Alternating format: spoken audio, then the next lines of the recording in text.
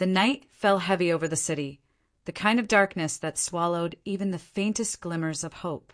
Rain whispered against the windows, its rhythm soft yet merciless, as if the heavens themselves mourned alongside her. In the dim corner of a quiet apartment, Xing Fei sat motionless on the floor, her knees drawn tightly to her chest, her trembling hands clutching the photograph that once captured the warmth of her world. Menglong'S smile. It had been 3 days since the news broke, 3 endless, merciless days since the man who filled her laughter, her mornings, her dreams, had breathed his last. Every second replayed itself like a cruel echo. The flash of lights, the sound of sirens, the word accident that never made sense. She had stared at her phone that night, expecting him to call, to text, to reassure her that everything was fine. But the silence grew unbearable, and when the call finally came, it wasn't his voice, it was the world shattering. The moment she heard his name on the news, she ran. No umbrella, no coat, just raw desperation, tearing through the cold night air. The hospital corridors were endless, the white lights blinding. She pushed past nurses, calling his name like a prayer that refused to die. You Menglong! Menglong! Her voice cracked, breaking into 1,000 sharp edges. But when she reached the room, when she saw him lying still under that sterile white sheet, time stopped. Her heart didn't just break, it collapsed. Now the world was too quiet. His laughter no longer echoed through her apartment. His coffee cup still sat on the table. His jacket hung by the door. Everything frozen in time, untouched, unbearable. The smell of his cologne lingered faintly in the air, teasing her with memories she couldn't bear to remember, but couldn't forget either. Everywhere she looked, he was there. The piano they played together sat untouched in the living room. The song he once composed for her still lay open on the stand. She traced her fingers over the notes, each one a whisper of what was once theirs. The melody haunted her, filling the silence with a pain that refused to fade. She remembered that last morning, the way he smiled before leaving for the shoot, his hand brushing her hair back as he promised to be home for dinner. Don't wait up if I'm late, he had teased. She had laughed, throwing a cushion at him. You always say that and still show up with flowers. And he had smiled, that soft, knowing smile that made her heart race every single time. But that night, the flowers never came. Days turned into nights, nights into a blur of tears and silence. Xing Fei avoided people, the media, the world. Her phone overflowed with messages, fans mourning, friends checking in, but she couldn't bear to read them.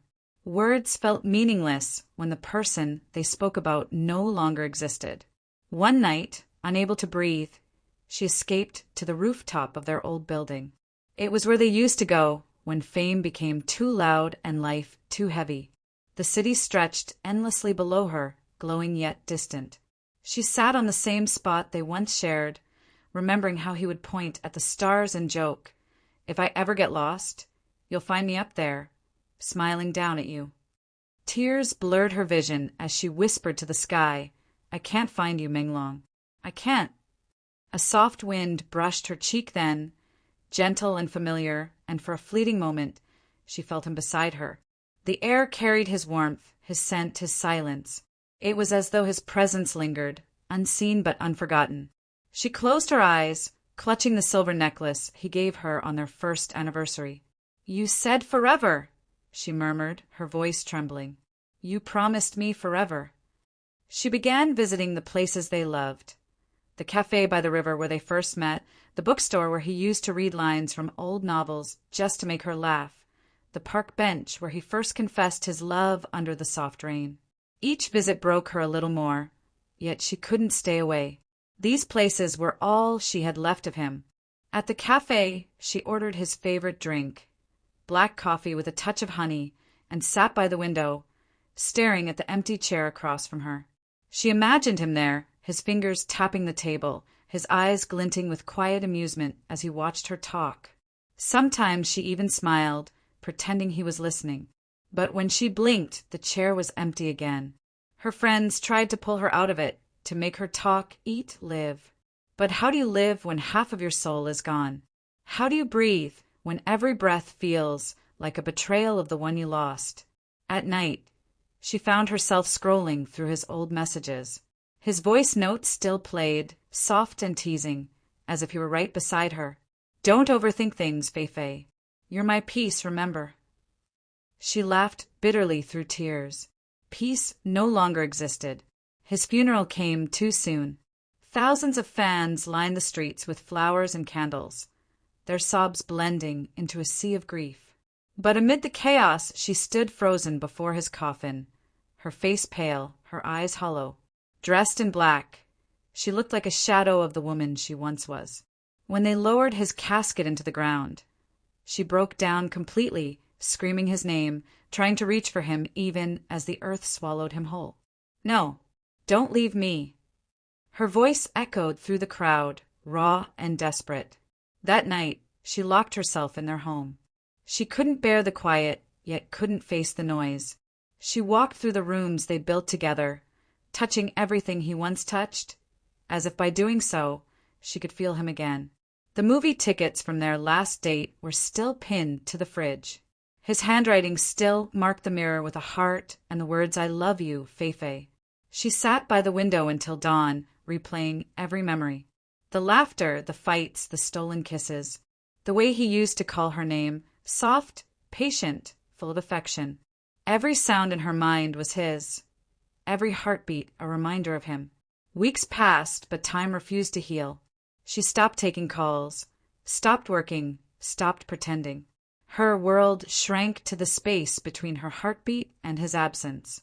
Sometimes she imagined hearing his voice calling from the hallway, his footsteps echoing through the floorboards. "Fei, I'm home." But when she turned, there was only silence. Her manager grew worried. Friends came and went, leaving food she never touched. The fans outside left letters and gifts, all addressed to her and Menglong. Letters filled with love, heartbreak, and gratitude. She read them sometimes, and for a brief moment, she smiled knowing that the world mourned him too. But nothing compared to her own loss. No one knew how deeply their souls had intertwined, how many nights they spent dreaming of the future, whispering about marriage, children, and a home away from the flashing lights. One rainy evening, she found herself standing in his studio. It was untouched, just as he had left it. His guitar leaned against the wall, unfinished lyrics scattered across the desk. She picked up a notebook, its pages filled with his handwriting. The last line stopped her breath. "If I ever leave before you, promise me you'll keep smiling. Because even in death, I'll still be loving you." Her tears fell onto the page, smudging the ink. She clutched the book to her chest and whispered, "How can I smile without you?" The days following Menglong's funeral blurred together, a haze of emptiness and echoes that refused to fade. Xing Fei moved through her apartment like a ghost, trapped between memories and the cruel silence that followed. Every corner of the home whispered his name, the faint scent of his cologne on the sheets, the dent on the sofa where he always sat, the half-read script lying on the coffee table, still marked by his handwriting. Sometimes she caught herself talking to him, her voice soft and trembling in the quiet. "You'd laugh at me if you saw me like this," she would whisper, staring at his framed photo. "You always said I was the strong one. Guess you were wrong." But the photograph never answered, and the silence broke her all over again. She replayed their last conversation endlessly, trying to find a sign, something she missed.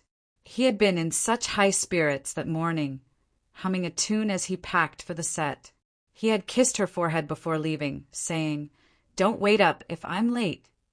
She remembered laughing, throwing a playful glare his way. "Just don't forget my dessert on the way home." It was supposed to be a joke, a promise, but promises, she learned, could shatter without warning. When night fell, she returned to their rooftop, her refuge, their shared secret. The city lights glowed below, distant and indifferent. She wrapped his jacket tightly around herself, inhaling the fading trace of him, wishing she could hold the memory long enough to make it real again. She stared into the night sky and whispered, "You used to say we'd watch the stars grow old together." Why did you leave me to watch them alone? A gust of wind brushed her hair, almost like his touch. For a moment, she could almost see him standing beside her, his calm eyes, that soft smile that always melted her anger. But when she blinked, he was gone, and the loneliness returned, heavier than before. Everywhere she went, the world reminded her of him. At the cafe they used to visit, the barista hesitated when she walked in, recognizing the sorrow in her eyes. She ordered his usual coffee, black with honey, and sat by the same window seat. The rain outside blurred the glass, just like her tears. Across from her, she imagined him smiling, teasing her about her sugar addiction. She reached out instinctively, her hand trembling, touching only the cold air between them. Later that night, she opened the box of keepsakes he had once made for her, a small wooden chest filled with Polaroids, movie tickets, love notes written in his neat, slanted handwriting. She picked up one photo, him holding a sparkler, grinning at her as fireworks painted the sky behind them. She could still hear his voice saying, "Let's make every year brighter than the last." The irony twisted inside her. Now, every year would only grow dimmer. When the grief became unbearable, she found herself sitting before his piano. The sheet music for the song he wrote her was still there, untouched. Her fingers hovered above the keys, trembling. Then, with a deep breath, she began to play. The melody filled the room, a haunting, beautiful echo of everything they once were. Each note cracked open her heart a little more. She could almost hear him humming along, his voice blending with hers in perfect harmony. But when the last note faded, the silence that followed was deafening. Her tears spilled freely, her body shaking as she whispered, "Why did you leave me to finish our song alone?" In the days that followed, Xing Fei began writing letters to him every night. Pages upon pages of her heart poured out, her anger, her love, her memories. She left them by the window, believing somehow he could read them wherever he was. "You told me not to cry when you're gone," she wrote in one, "but I don't know how to smile without you." Sometimes she visited his grave in the early morning, before the world woke up. She would sit there in silence, brushing the dew off the marble with trembling fingers. "I brought your favorite lilies," she'd whisper. "Do you still like them where you are?" She'd talk to him as if he were listening, telling him about her dreams, the sleepless nights, the people who still loved him. Fans often left flowers and letters there, messages filled with love and sorrow. She'd read them, tears falling softly onto the paper. "They all miss you," she murmured, "but none of them know how it feels to lose you." There were moments when she thought she saw him, in the crowd and reflections in her dreams. One night, she dreamed of him standing in a field of white flowers, smiling at her. "Don't be sad, Fei," he said softly. "You still have to shine for both of us."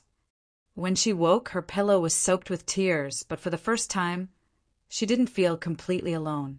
The following weeks were a fragile dance between grief and survival. She started visiting their favorite places again, not to mourn, but to remember. At the riverbank where he once confessed his love, she sat watching the sunset, recalling how nervous he had been, how he kept fumbling with his words before blurting out, "I think I'm falling for you." She had laughed then, calling him dramatic, but he had simply smiled and said, "You'll remember this moment forever." And she did, every detail, every heartbeat. Her nights became softer. She would light a candle by his photo, play their song, and sit quietly, her tears slowly turning into smiles. "You'd scold me if you saw me cry this much," she said once, laughing faintly. "You'd tell me to get up, go to work, and stop being dramatic." Then one day, she returned to his studio again. It still smelled like him, fresh wood, coffee, and faint traces of cologne. She sat at his desk and opened his old notebook. Between half-written lyrics and sketches, she found a letter addressed to her, written in his unmistakable handwriting. "Fei, if you're reading this, it means I'm not there anymore. Don't let sadness drown you. Keep smiling for both of us.